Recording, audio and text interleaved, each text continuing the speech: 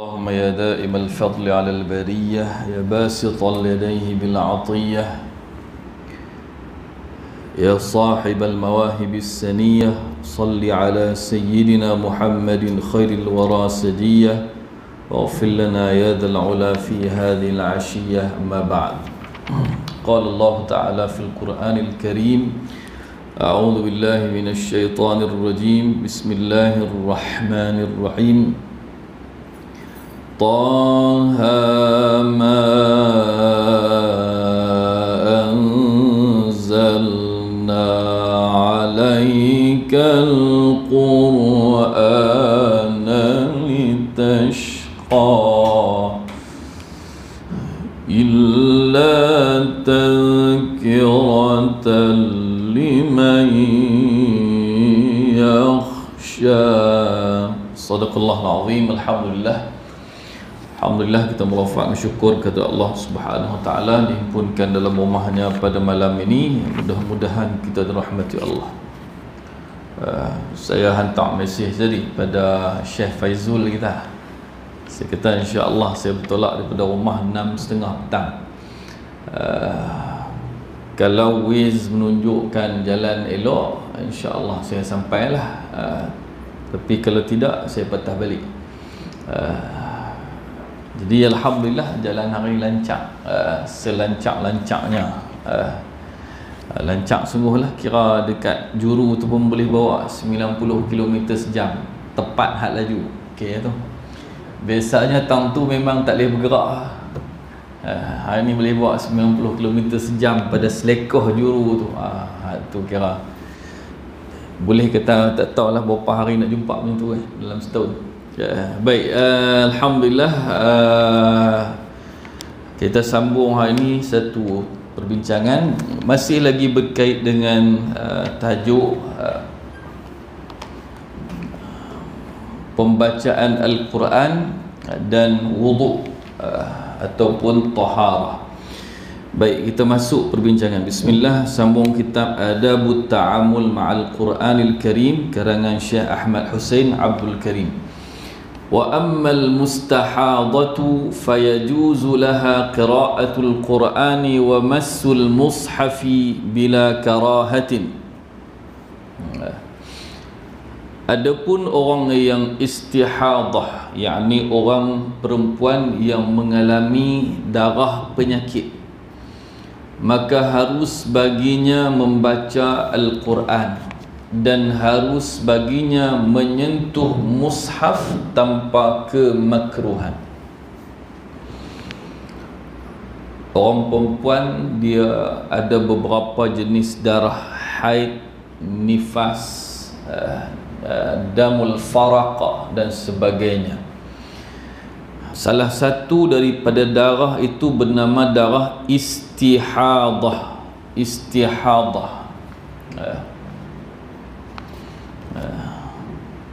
Orang yang mengalami darah istihadah ini dipanggil perempuan mustahadah. Darah itu namanya istihadah. Dan orang yang mengalami masalah ini dipanggil mustahadah. Macam bola sepak lah, permainan tu namanya football.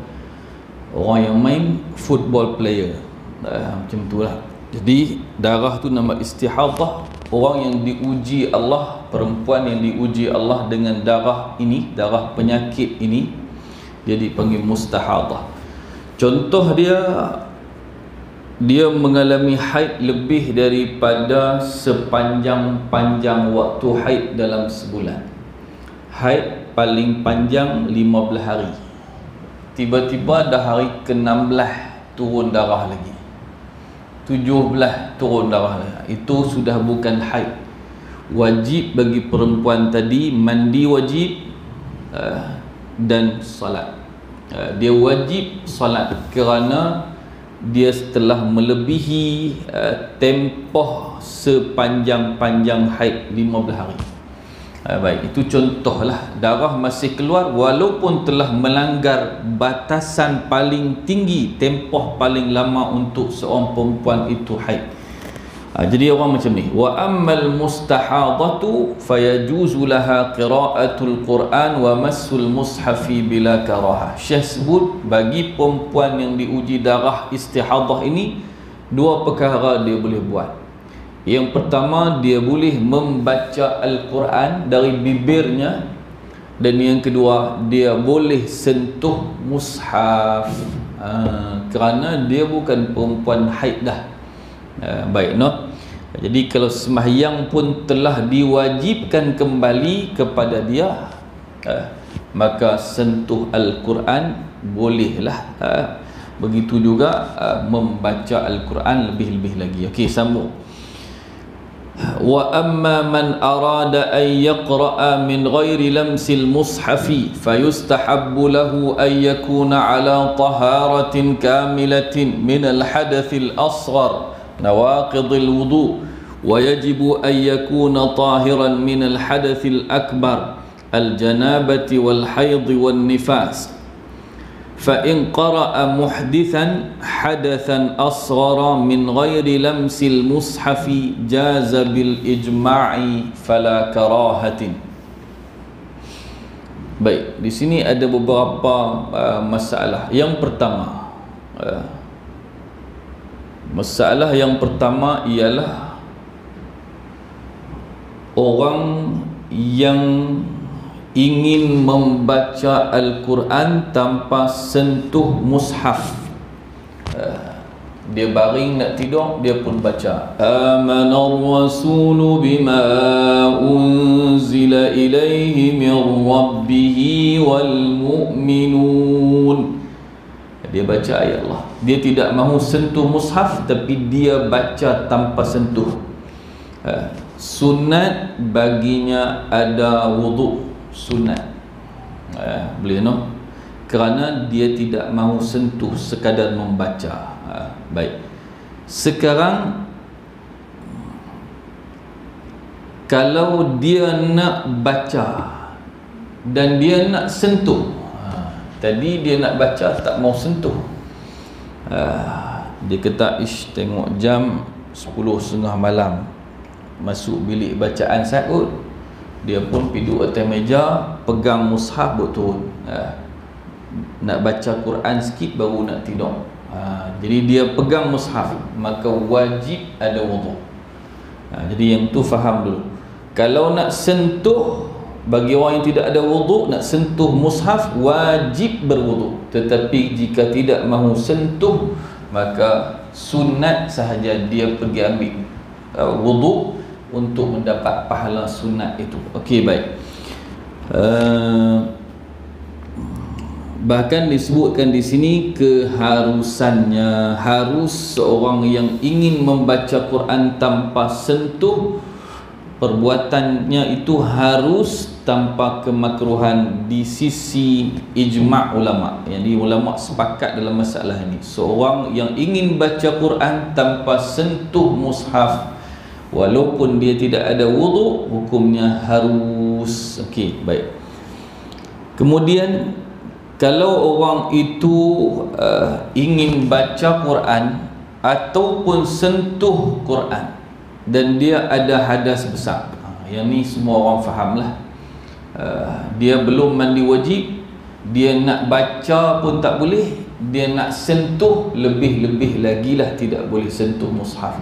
Pergi ambil wuduk dulu, kemudian pergi ambil wuduk pula, pergi mandi wajib dulu, kemudian berwuduk, kemudian sentuh mushaf. Okey, baik. Jadi jelas di situ. Yang pertama, poin pentingnya, orang yang berhadas besar mesti mandi wajib terlebih dahulu sebelum membaca Al-Quran, apatah lagi menyentuh mushaf. Okey, orang yang hadas besar. Orang yang hadas kecil pula dua keadaan. Seandainya dia tidak ingin menyentuh mushaf, sekadar ingin membaca, maka sunat sahaja dia mengambil wudu. Jika dia tidak mengambil wudu, harus hukumnya dan tidak berdosa. Adapun jika dia yang berhadas kecil ingin bukan hanya membaca, bahkan membuka, menyentuh mushaf, maka wajib baginya di sisi mazhab kita dan majoriti ulama untuk mengambil wudu. Okey, habis. Wal hadatsu huwa sifatun i'tibariyatun. Hadas adalah satu sifat yang diiktibarkan. Sifatun i'tibariyah ni satu istilah menunjuk kepada satu perkara yang tidak ada melainkan pada akal. Bila kita sembang bab taharah, antara perkara yang akan kita dengar najis dengan hadas. Najis kita boleh tunjuk, biasanya kita boleh tunjuk lah, kecuali najis hukmi itu lain. Contoh tek kucing, najis ya? Najis, kita faham. Bukan hanya kita dapat bayangkan tek kucing tu bentuk macam mana dalam otak, tapi memang kita boleh tunjuk tek kucing tu, dia memang wujud. Tek lembu, sebut tek lembu, kita dah boleh bayang tek lembu. Bahkan kita boleh cari contoh tek lembu, kerana dia bukan hanya dalam akal, tapi di luar pun wujud. Tapi hadas, cuba tunjuk mana hadas. Tak boleh tunjuk. Fulan bin fulan berhadas kecil, fulan bin fulan berhadas besar, tak boleh tunjuk. Maka tak boleh tunjuk hanya dapat dibayangkan, mampu diterima akal, tapi tidak boleh kita tunjuk. Itu sifatun i'tibariyah, sifat i'tibariyah. Jadi hadas, kata Syekh, huwa sifatun i'tibariyatun, satu perkara yang hanya mampu dibayangkan dengan akal tetapi tidak ada pada kewujudannya. Pasal apa kita bayangkan dia wujud, dia kita terima walaupun hanya wujud pada akal? Kerana wasafa syari'u biha, kerana syarak telah menetapkan kewujudan dia. Kerana agama sebut kewujudan dia. Kalau agama tidak sebut, maka kita juga tidak tahu tentang hadas. Okey. Wasafa syari'u biha badanal insani kullihi halal janabah أو بعض أعضائه أعضاء البدن حال وجود ناقض من نواقض الوضوء من ريح أو بول أو نحوهما. Syarak telah menyifatkan hadas itu pada badan seluruhnya ketika seorang itu berjunub. Ada tak dia baru bersama isteri dia, dia sedang berhadas besar? Iya. Tapi boleh tak tunjuk mana hadas besar yang ada kat badan dia? Tak boleh. Tak boleh tunjuk. Cuma syarak kata seorang itu bila dia dalam keadaan berjunub, maka seluruh badan dia berhadas. Nampak ke? Tak nampak. Ada ke? Ada pada otak sahaja, pada akal. Baik. Macam syurga apa macam mana? Syurga benda ada, cuma belum lagi. Belum lagi. Wujud lagi syurga? Wujud dah. Neraka wujud lagi? Wujud dah. Apa bukti syurga itu wujud? Nabi Adam turun daripada syurga. Baik. Sambung no? Jadi syarak menyifatkan seorang yang berjunub itu hadas telah meratai badannya tapi tak nampak. Syarak juga menyifatkan bahawa ketika seseorang itu batal wuduknya kerana salah satu sebab daripada sebab pembatal wuduk, seperti angin, yakni kentut atau kencing atau selain keduanya, maka hadas mengenai sebahagian anggota badannya. Jadi mudahnya, kalau orang itu berjunub hadas besar, hadas tu disifatkan meratai seluruh badan dia.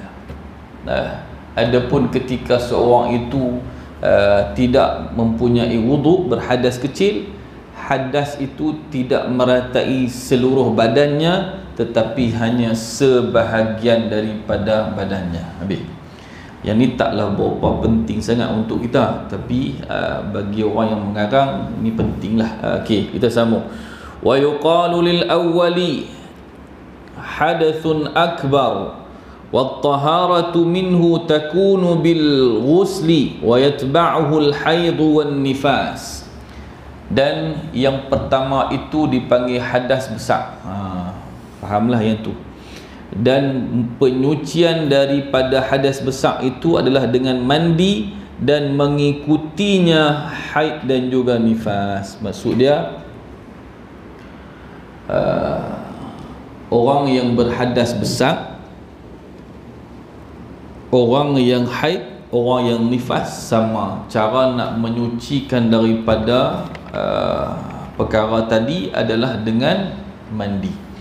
Fa inna asy-syari'a i'tibarahuma sifatan qa'imatan bi jami'il badani tamna'u min as-salati wa ghairiha mimma yamna'uhu al-hadathul akbar qabla al-ghusli. Kerana syarak telah mengiktibarkan keduanya, yakni telah mengiktibarkan kedua-dua tadi, iaitu janabah dan juga keadaan darah tadi,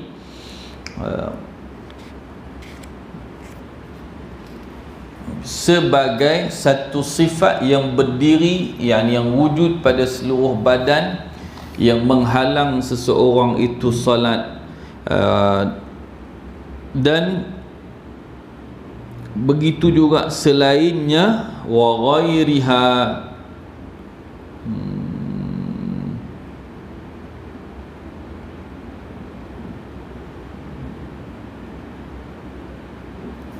wa ghairaha mimma yamna'u al-hadathul akbar, wa ghairiha mimma yamna'uhu al-hadathul akbaru qabla al-ghusli. Dan selain daripada salat yang mana hadas besar itu telah menghalangnya sebelum seseorang itu mandi. Payah sini terjemah itu macam ni. Okey, hadas besar. Hadas besar dianggap satu sifat yang berdiri pada seluruh badan. Tak nampak, tapi dia dianggap satu sifat yang ada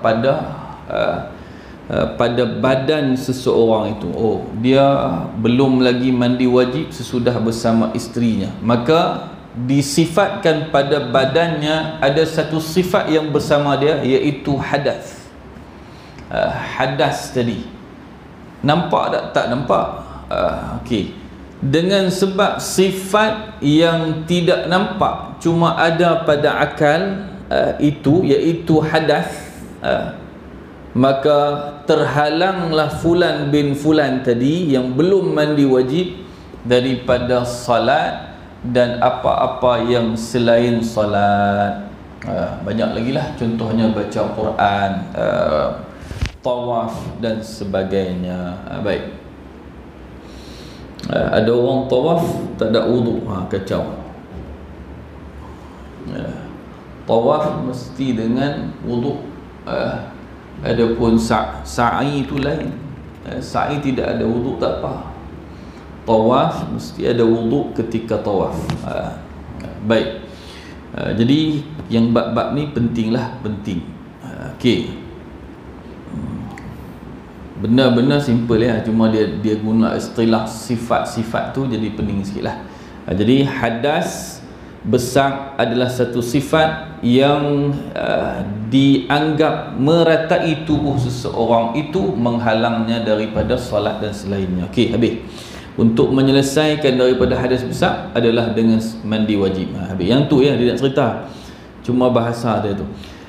Wa yuqalu litsani hadathun asghar, dan dikatakan pada yang kedua hadas kecil. Wat taharatu minhu takunu bil wudu, dan penyucian daripadanya adalah dengan wudu. Itulah, kita nak semayang tapi wudu dah batal, ambil yang semayang lah, ambil yang semayang. Wa yanubu 'anil ghusli wal wudu'i at-tayammumu 'inda faqdil ma'i aw 'adamil qudrati 'ala isti'malihi, dan jadi naib, wa yanubu jadi pengganti bagi mandi dan wudu itu tayammum. ketika mana tidak ada air, faqdil ma', ataupun adamil qudrati ala isti'mali, ketidakmampuan seseorang itu untuk menggunakan air. Baik, habislah, fahamlah yang tu. Hadas besar mandi wajib lah. Tak ada wudu, ambil wudu. Hadas kecil tu. Okey lah, ni bila tak boleh guna air ataupun memang air tak ada, air tak ada sungguh-sungguh,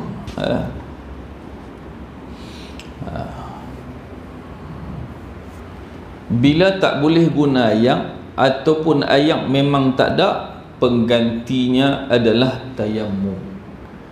Pengganti mandi wajib pun tayammum, pengganti wuduk pun tayammum.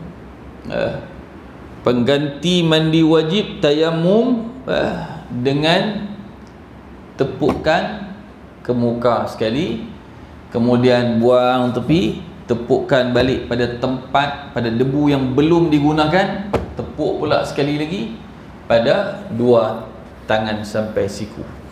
Anggota tayammum tak pernah berubah, dua tu ya, muka dengan tangan sampai siku. Kok dia duk fikir lagi, ish, mandi wajib ni kena sapu debu semua, kacau. Yang ni bukan berlaku pada kita, berlaku pada generasi yang lebih awal. Mandi wajib dia kata takkan tepuk ya, dia mandi terus dengan debu, kacau. Bagaimana? Okey, baik. Jadi tayammum kok mana pun dua tu ya, wuduk sama, dua tu juga. Cuma dalam mazhab kita, pendapat yang kuatnya, kalau ada dua anggota wudu, maka dua kalilah kita tayammum dalam bab wudu. Contoh, tangan dia berbalut, jatuh motor, belah kiri tangan ni ada simen. Simen ni ada perbincangan dia lah, ketika dia pakai simen dia ada wudu ataupun sebagainya. Tapi kita bincang yang mudah, biasanya orang tidak ada wudu ketika di simen. Simen tangan, lepas tu simen kaki, kaki belah kiri, tangan belah kiri contoh. Maka basuh muka, ambil lah yang mudah-mudah macam tu. Kalau kita tak mampu, anak-anak lah, atau orang yang terdekat dengan kita yang tak batal wuduk bila dia sentuh kita. Baik, jadi sapu muka sekali pun cukup dah, kata okey, niat dah aku ambil wuduk kerana Allah Ta'ala, aku mengangkat hadas besar, hadas kecil kerana Allah Ta'ala. Boleh dua-dua niat tu. Jadi dia niat masa basuhan di muka, habis. Pasal ada orang niat masa basuh tangan ni, tak boleh, tak kena. Dia masa kumuk dia niat, tak betul. Niat mesti bermula pada ketika basuh muka. Kalaupun dia niat awal, dia kena niat balik masa basuh muka. Itu yang penting. Niat mesti mula pada anggota fardu yang pertama. Okey, baik. Jadi dia pun dah, dia basuh muka apa semua, boleh angkat sebelah ni, sapu muka sahaja aku mengangkat hadas kecil kerana Allah Ta'ala, habis. Lepas tu tangan kanan bolehlah celup layak mana ke, atau suruh anak tolong ni, boleh sebelah ni, belah kiri ni, belah kiri. Berhenti saat lu, nak kena tepuk ni, tekat mana yang boleh, tepuk di debu, sapu muka pelan-pelan. Lepas tu habis, buang. Lepas tu tepuk pula di tempat lain, debu yang belum mustakmal, belum digunakan, sapu pula atas. Syarat lah, syarat pada dua lengan ni. Ni balut dah ni, ni balut dah, habis satu bab. Jadi nak ganti sebelah ni. Lepas tu habis, sambung balik, ambil basuhan di kepala, di ubun-ubun, basuh di kepala. Lepas tu sampai pula kaki sebelah kiri. Maka kaki sebelah kiri basuh belah kanan dulu dengan wudu, macam tadi kita basuh belah tangan kanan dengan wudu. Baru belah kiri tu tak boleh dah nak buat apa, anggota wudu terpalam dengan simen. Tepuk pula cari debu lain, muka balik sekali, kemudian buang, tepuk tempat lain, kemudian tangan balik, sama anggota tayamum yang tu ya. Lepas tu habislah semayanglah dia, baik, semayanglah dia. Tapi susah sikit lah, susah sikit. Itu pendapat yang paling kuat disebutkan sebahagian ulama. Sebab itu guru saya dia ada kata apa, dia kata kalau bab sakit ni ikut mazhab Syafi'i memang agak susah. Ada guru saya, dia orang Yaman, gurunya pula orang Yaman juga, masyaikh di sana ni. Ada seorang guru dia kata kalau masa sakit, kalau ikut mazhab Syafi'i ni agak susah sikit, agak susah sikit lah. Okey, baik. Cuma ada pendapat-pendapat lain kata boleh tak payah tayamum sapu ayak atas tu. Yang tu saya tidak mahu sebut. Yang tu kena tanya ustaz-ustaz yang alim fiqh bagi mereka yang sebut. Satu benda yang kita tidak dengar dengan teliti, kita tidak mahu sebut, kerana orang akan sanak pada kita. Ustaz ni kata dia akan guna sampai akhirat. Dia akan guna bila dia kena simen, dia sapu ayak sini, siapa yang cakap dia tangguh. Tu. Tapi saya pernah dengar, cuma saya tak berani sebut, takut nanti orang guna pendapat ini. Ni live pula ni. Jadi berdosa, jadi sesat, dhalla wa adalla, takut yang tu, dia sesat dan dia sesatkan orang. Tapi pernah dengar, cuma tidak mahu orang sanak pada kita yang tu. Jadi fiqh kena dengan ahlinya lah. Saya terang tekat mana patut, sebab itu saya baca bab Quran. Okey. Kemudian sama, jadi faham dah di situ bahawa jika tak ada kemampuan untuk guna air, dan air pun memang tidak ada. Lah ni musim tengah tak ada air ni tuan-tuan. Tapi kalau buka baru kan, Macam mana? buka ni dari bawah. Ya, dia basuh tak kat mana boleh, kemudian ganti balik dengan tayamum. Kalau ikut pendapat itu, sebab itu saya sebut tadi siap-siap. Tak kena juga, tapi setakat yang mampu lah kan. Tayamum tu sebagai syarat untuk ni lah. Tapi cuba cari pendapat lain. Saya mendengar banyak lagi pendapat lain. Mungkin kerana saya pun tak sakit kena tu. Kalau saya kena sakit tu, balut tangan tu saya cepat-cepat cari. Baik, ada pendapat yang lebih ringan sikit lah, yang mungkin dia bukan pendapat nombor satu dalam mazhab kita, tapi dia duduk bawah-bawah sikit. Tapi ketika sakit, kita kena ambil fatwa yang ringan daripada tak semayang. Bahaya. Jadi fatwa yang macam tu, dia duk fikir 2 kali nak tayamum. Satgi dia mula. Tapi yang tu lah yang disebut. Ada pernah dengar fatwa sapu ayak ya, atas jalankan ayak syarat.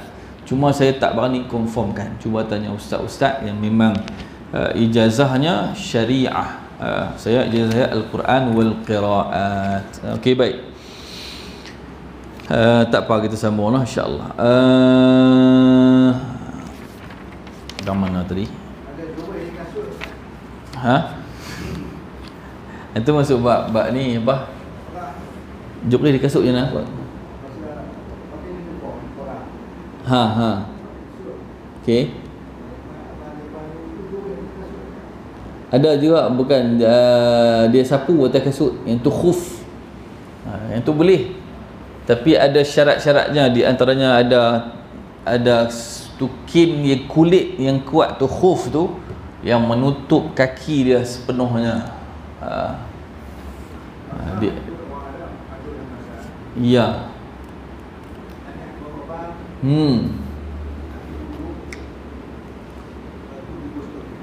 Boleh.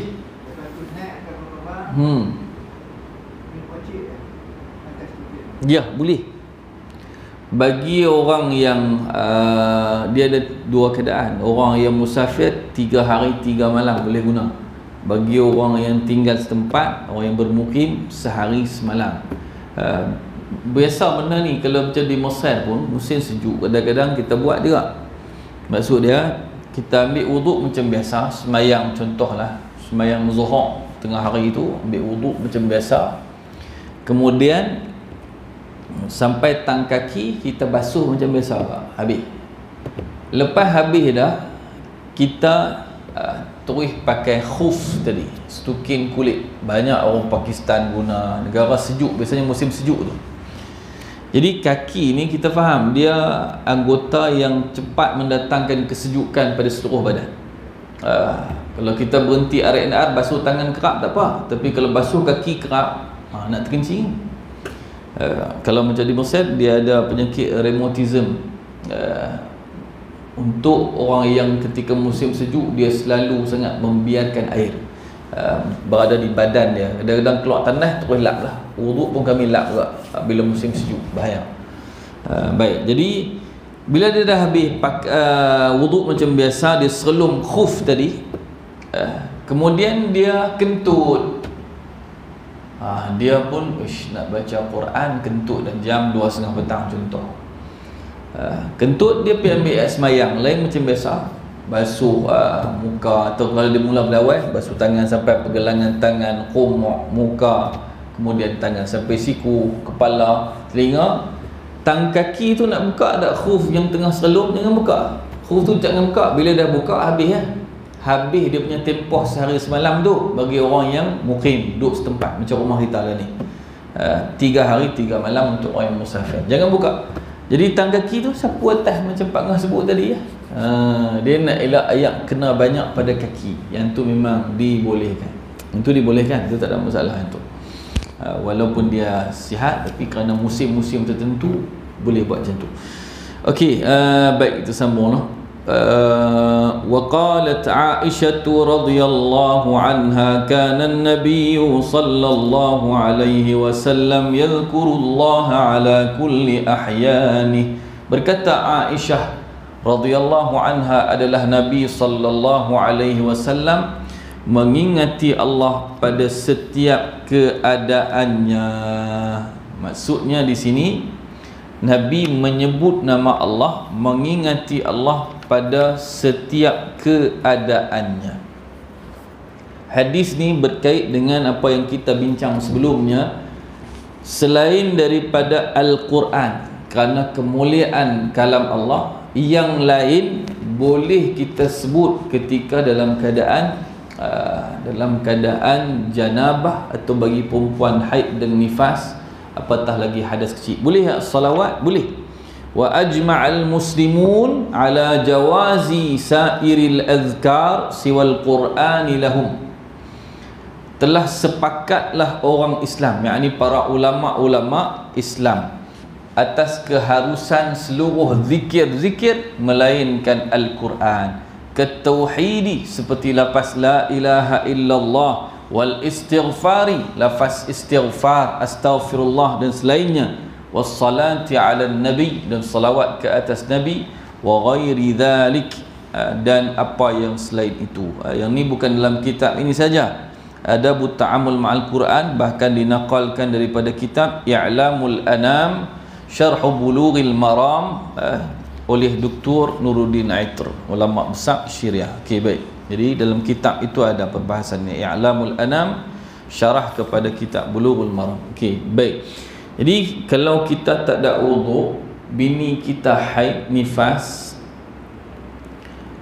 atau seorang itu dalam keadaan berjunub, boleh tak dia Allahumma salli salatan kamilatan wa sallim salaman tamman ala sayyidina Muhammadin alladhi, contoh salawat. Boleh, jawapannya boleh.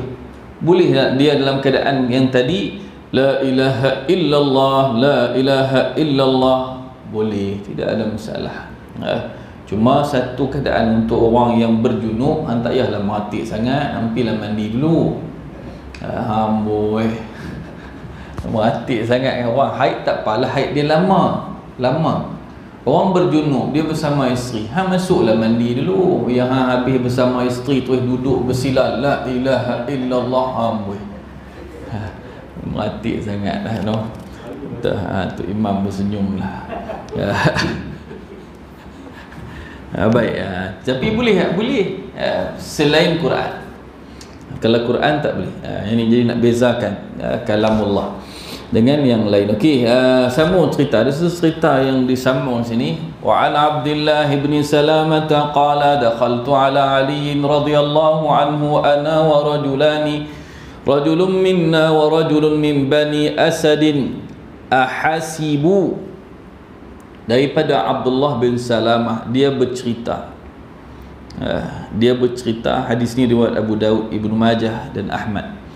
Dia kata, aku masuk jumpa Sayyidina Ali, aku dengan dua lelaki lain. Seorang daripada kami, maksud dia bangsa sama dengan dia, seorang lagi Bani Asad. Ahasibu. Abdullah bin Salamah dia cerita, dia sebut aku rasa-rasa lah, ahasibu, aku rasa seorang lagi ni dia kabilah Bani Asad. Jadi dia bertiga orang. Faba'athahuma Aliyun wajhan. Lalu Sayyidina Ali bila tengok mereka ni masuk tiga orang, Sayyidina Ali pergi jumpa dua orang tadi. Abdullah bin Salamah periwayat hadis ni duk tengok. Wa qala innakuma iljani fa'alija an dinikuma. Kata Sayyidina Ali pada dua orang lelaki ini, hampa dua ni iljan, dua lelaki yang badan kuat gagah. Hampa ni lelaki yang qawiyan, dua orang yang kuat hampa ni. Maka fa'alija an dinikuma, yang tepatnya fa'alija an dinikuma. Hampa gunakanlah kekuatan badan hampa ni untuk jaga agama hampa, berperang untuk mempertahankan agama, atau hampa guna dia untuk jalan kebaikan dalam agama. Thumma qama fadakhala al-makhraja. Kita baca sikit, kita berhenti azan.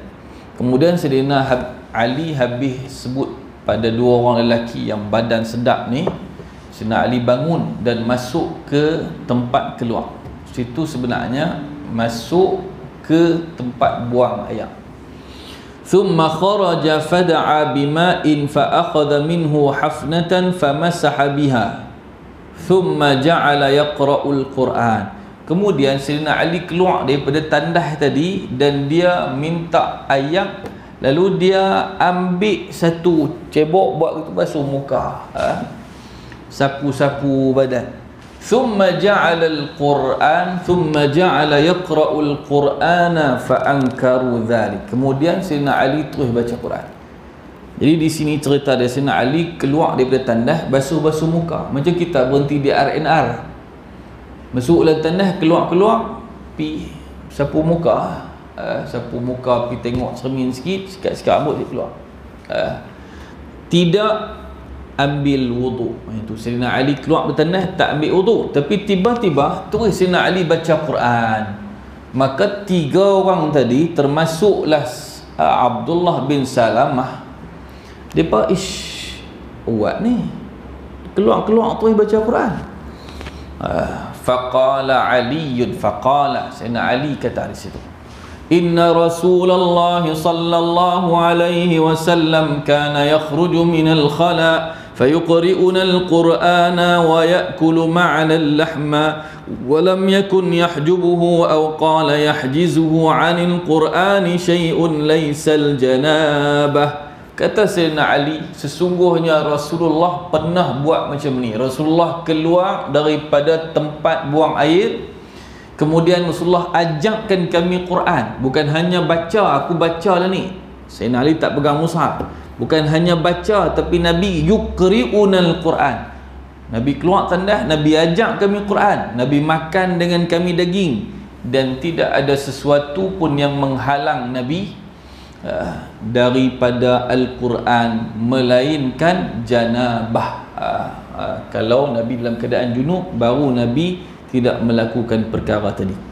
Tapi kalau Nabi tidak junub, maka biasa Nabi pernah keluar tandas, terus ajak kami Quran. Jadi di sini menunjukkan bahawa hadis ini membawa kita kepada satu kepastian bahawa orang yang berjunub dia tak boleh langsung membaca Quran, apatah lagi menyentuh.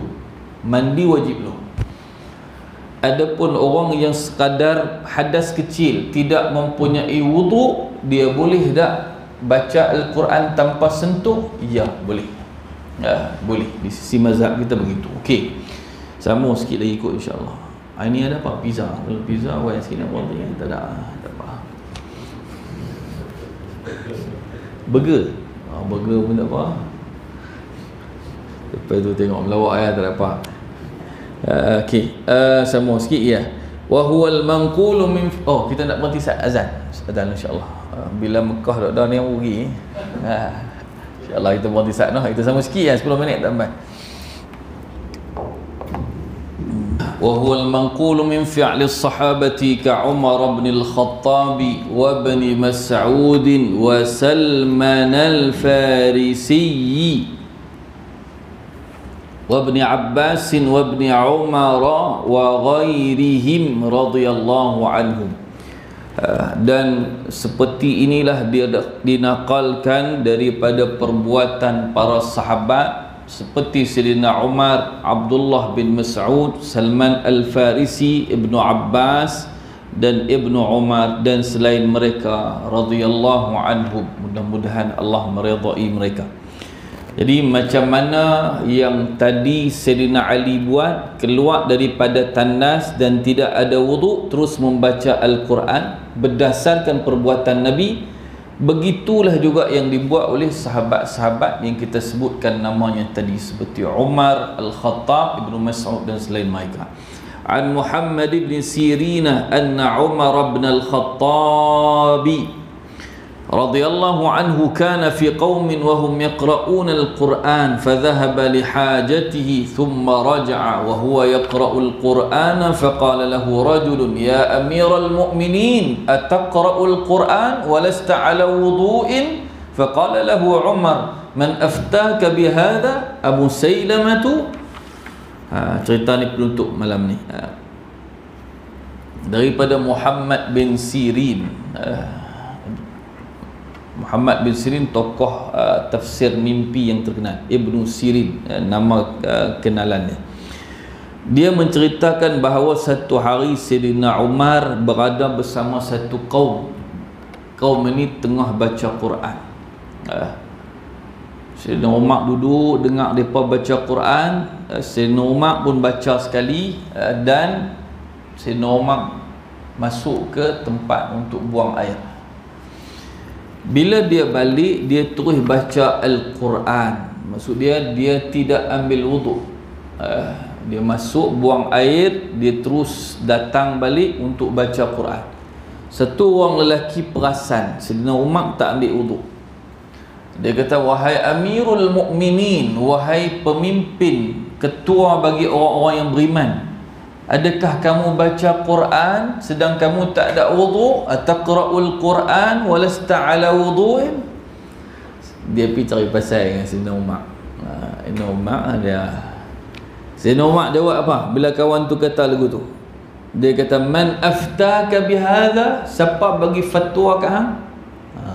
Musailamah tu, adakah Musailamah al-Kazzab, nabi palsu, bagi fatwa ke hang? Kata tak boleh. Hak tu.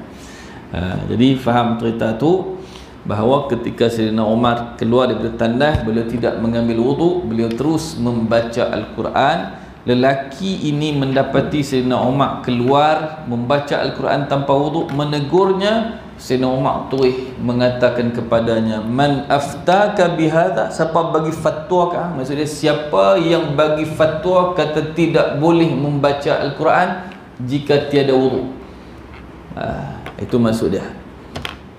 Bukan sentuh. Di situ difahami bahawa baca, siapa yang bagi fatwa ke hang kata tak boleh baca Quran jika tidak ada wuduk?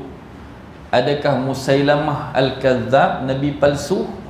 Baik, yang ni disebutkan dalam Muwatta Imam Malik dalam bab fin nida'i lis-salah, dalam bab sembahyang. Muslimin muslimat yang dirahmati dan dikasihi Allah Subhanahu wa taala. Baik. Jadi ini cebisan daripada perbincangan dalam bab Al-Quranul Karim. Dalam bab Al-Quranul Karim, bidang Al-Quran ini sikit Nabi masalah.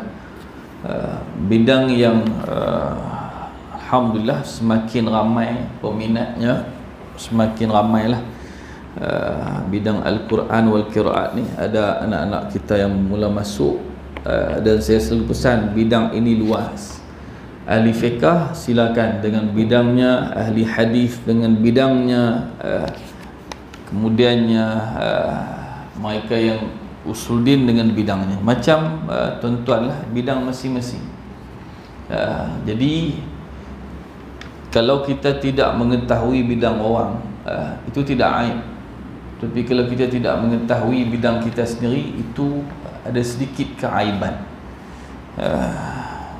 Baik, hatta macam doktor kan, bidang kita telinga, kepakaran kita bidang tertentu. Orang tanya tentang kaki, ya kita boleh jawab, tapi setakat yang kita mampu. Bidang saya Quran, orang tanya tentang Quran, tak apalah, tapi bila dia berkait bidang fiqh, kita menjawab sekadar kemampuan kita.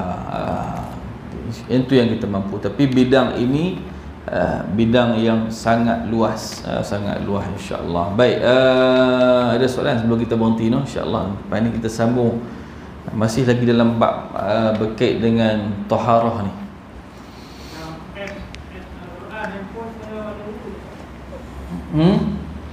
Saya rasa saya jawab soalan tu dulu, tapi saya jawab lain lah. Ada dua pandangan.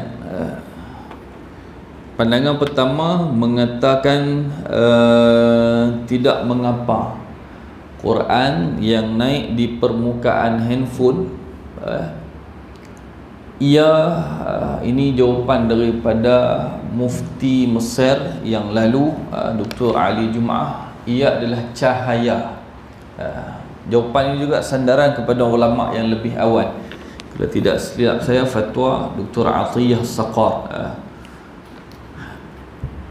Quran yang naik di permukaan handphone kita, dia bukanlah satu helai yang ketah, melainkan dia hanya cahaya yang ahli telefon tu tahulah lebih tahu. Dia hanya cahaya yang naik ke permukaan. Dia bukan satu zat, benda macam ketah mushaf tu. Jadi pendapat pertama mengatakan boleh sahaja kalau tidak ada wuduk untuk menyentuhnya. Tetapi di sana ada pendapat yang kedua yang lebih berhati-hati.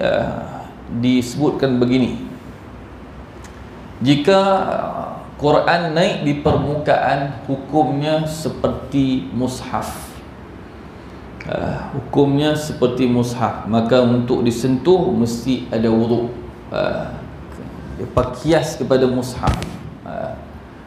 Baik, tapi kalau dia dah tertutup macam ni, dah tertutup, tidak naik di skrin hadapan ini Quran, maka dia dikiaskan kepada Quran yang telah dibakar dan tidak lagi kelihatan sebagai tulisan. Tak ada lah. Jadi bila dah tak nampak tulisan, kalau kita jumpa tak tahu itu Quran, tak tahu, maka tidak perlu ada wuduk ketika itu. Jadi kalau naik di skrin, kalau ikut pendapat ini kena ada wuduk jika nak sentuh skrin. Tapi kalau tidak naik di skrin, maka handphone ni tidak menjadi kewajipan kita nak sentuh dia dengan wuduk. Baik, jadi terpulanglah, nampak pendapat pertama itu lebih ringanlah untuk membaca Quran. Pendapat pertama, bila-bila masa pun boleh buka dan baca. Kerana apa? Kerana ia hanyalah cahaya yang dipantulkan melalui kepandaian ahli-ahli pembuatan handset ini. Dia bukan satu tulisan yang macam ni, memang betul-betul dakwat dan sebagainya. Yang ni tak, dia hanya cahaya yang dipantulkan. Wallahu a'lamu bis-shawab.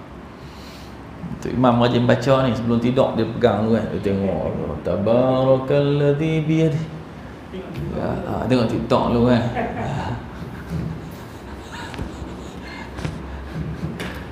Jarang lah sebelum tidur orang tengok Quran kan. Yang ada hak mengapai tu ada. Tengok ni wallahu alam lah. Okey. Tak ada buat soalan insya-Allah. InsyaAllah, jadi kita berhenti di sini dulu untuk malam ni. Nanti kita sambung lagi insyaAllah. Baik daripada Allah yang lemah kurang di sana terlemah kurang saya. Wabillahi taufiq wal hidayah. Wassalamualaikum warahmatullahi wabarakatuh. Bismillahirrahmanirrahim. Alhamdulillahi rabbil alamin. Wassalatu wassalamu ala rasulillahil amin wa ala alihi wa sahbihi ajma'in. Ya Allah, ya Tuhan kami, ampunilah dosa-dosa kami, dosa ibu dan ayah kami, dosa guru-guru kami, dosa pasangan hidup kami, dosa zuriat-zuriat kami, dosa seluruh umat Muhammad sallallahu alaihi wasallam. Ya Allah, ya Tuhan kami, jadikan kami insan yang mengagungkan Al-Quran dan memuliakannya, ya Allah, menterjemahkan isinya dalam kehidupan kami. Ya Allah, ya Tuhan kami, kurniakan kami bahagia di dunia, tenangkan hati kami di sini, ya Allah. Lapangkan rezeki dunia kami, ya Allah, dalam keberkatan, ya Allah. Jangan jadikan kami mengharapkan dunia daripada makhluk-Mu, ya Allah. Lapangkan hati kami, ya Allah, dari terlalu terkesan dengan makhluk dalam mencari harta dunia, ya Allah. Ya Allah, ya Tuhan kami, bahagiakan kami di sana, tenangkan hati kami di sana, ya Allah. Kurniakan kami kekayaan yang sebenar-benarnya di sana, kekayaan hakiki, kekayaan abadi. Wa sallallahumma ala sayyidina wa nabiyyina Muhammad wa ala alihi wa sahbihi wa barik wa sallim, walhamdulillahi rabbil alamin. Subhanakallahumma bihamdika, asyhadu an la ilaha illa anta, astaghfiruka wa atubu ilaik. Bismillahirrahmanirrahim.